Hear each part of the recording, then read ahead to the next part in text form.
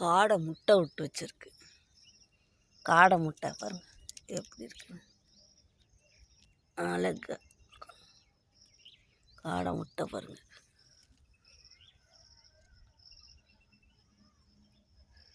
இதுதான் ஒவ்வொரு முட்டையாக காட்டுக்குள்ளே விட்டு வச்சுருக்கோம். நாங்களாம் இதை பொறுக்கிட்டு போய் வேக வச்சு சாப்பிடுவோம். நீங்களாம் யார் இப்படி காடை முட்டை பொறுக்கி சாப்பிட்ருக்கீங்களா?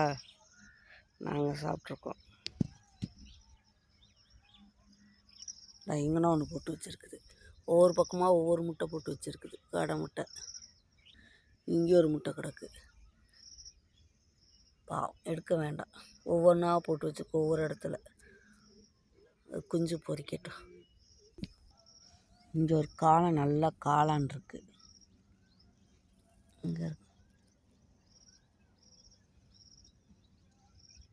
இந்த காளான் சாப்பிட்லாமா சாப்பிடக்கூடாதான்னு எனக்கு தெரியலை.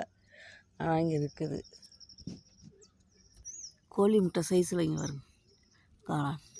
இந்த காளான்லாம் சாப்பிட்லாமா சாப்பிடக்கூடாதான்னு கமாண்டில் சொல்லுங்கள் பார்ப்போம். கோழி குண்டு மாதிரி இருக்கு வருங்க.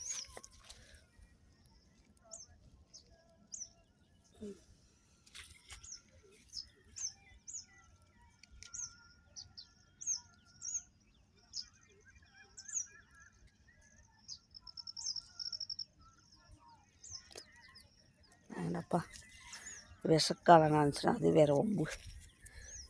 சாப்பிட்டு விட்டு அதுக்கு வினையை இழுத்துக்கிட்டு ஆயிடும்.